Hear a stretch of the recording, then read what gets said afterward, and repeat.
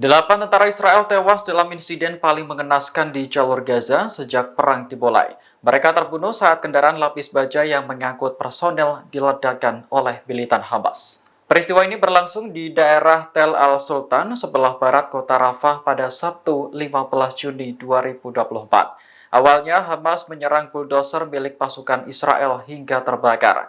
Tak lama kemudian pasukan Israel lainnya datang untuk memberikan pertolongan kepada awak buldoser. Namun, kendaraan lapis baja yang mereka tumpangi justru diledakkan oleh Hamas. Dikutip dari Jerusalem Post, militer Israel juga telah merilis nama dan wajah tentara yang tewas. Pertama ada Kapten Eitan Koplovis, seorang perwira tempur di Batalion 129. Kedua, Sersan Staf Senior Mayor Elon Weiss, seorang prajurit di Batalion 129. Kemudian Sersan Eliyahu Mose Simpalis, seorang prajurit di Batalion 601.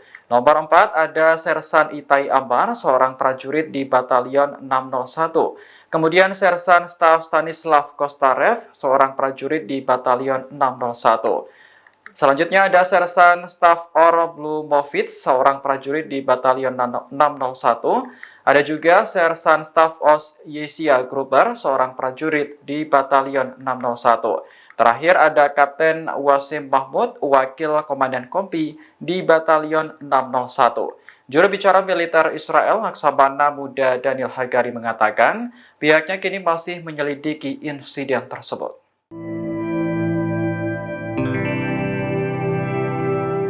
Panglima TNI Jenderal Agus Subianto membuka peluang bagi warga sipil Indonesia untuk ikut dikirim ke Gaza. Nantinya mereka bisa bergabung dalam brigade komposit yang ditugaskan untuk operasi kemanusiaan. Hal itu disampaikan Agus dalam acara silaturahmi dengan Dewan Pimpinan Majelis Ulama Indonesia pada Jumat 14 Juni. Ia menekankan warga sipil juga bisa ikut ambil bagian dalam operasi kemanusiaan di Gaza, mulai dari mengajar hingga membantu pelayanan kesehatan untuk para korban terdampak perang. Sementara untuk rehabilitasi, Agus menyebut dibutuhkan personel yang punya kemampuan untuk trauma healing. Ia juga membuka peluang bagi warga sipil yang memiliki kemampuan tersebut. Namun Agus menekankan bahwa pelibatan sipil dalam operasi kemanusiaan di Gaza juga tetap melalui Kementerian Luar Negeri. Adapun TNI menyiapkan perekrutan Brigade Komposit untuk operasi kemanusiaan di Gaza. Brigade Komposit terdiri dari Batalion Support, Batalion Kesehatan, Batalion Zeni, dan Batalion Perbekalan. Agus mengatakan warga sipil nantinya bisa masuk ke Batalion Support. Hanya saja operasi kemanusiaan itu masih menunggu gencatan senjata dan mandat dari PBB.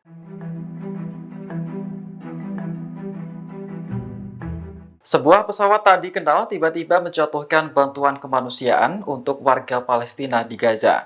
Kejadian ini bertepatan dengan Hari Raya Idul Adha yang jatuh pada Minggu 16 Juni hari ini. Dikutip dari Anadolu Agency, pesawat yang tidak jelas asal-usulnya itu terbang di langit Al-Mawasi, Gaza Selatan.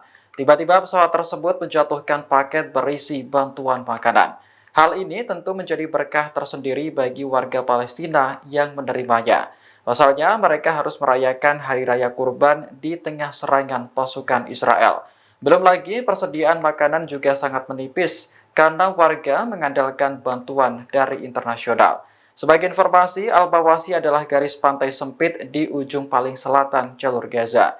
Daerah tersebut ditetapkan sebagai zona kemanusiaan oleh militer Israel ketika menyerbu Rafah bulan lalu.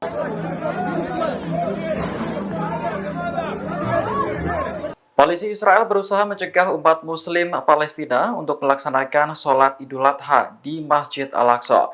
Mereka bahkan tak segan melakukan kekerasan bahkan terhadap jemaah perempuan sekalipun. Dikutip dari Al-Mayadin, polisi Israel telah bersiaga di halaman Masjid Al-Aqsa sebelum jemaah tiba. Mereka melakukan pemeriksaan identitas terhadap jemaah yang hendak masuk. Selain itu, polisi Israel juga mencegah pemuda Palestina untuk masuk karena jumlah jemaah dibatasi. Dilaporkan ada 2 pemuda Palestina asal kota Silwat yang ditahan sebelum sholat. Meski pembatasan sangat ketat, umat Muslim tetap melakukan sholat Idul Adha di Masjid Al-Aqsa hari ini, Minggu 16 Juni. Departemen Wakaf Islam di Yerusalem mengatakan ada 40.000 jemaah yang menunaikan sholat Idul Adha.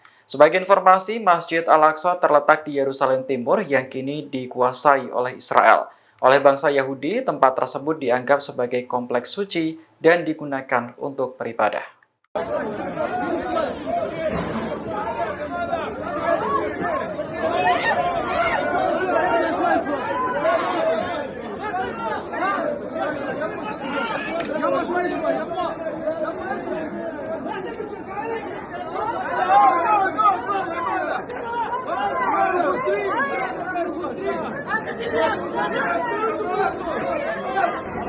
Download Tribun X sekarang, menghadirkan lokal menjadi Indonesia.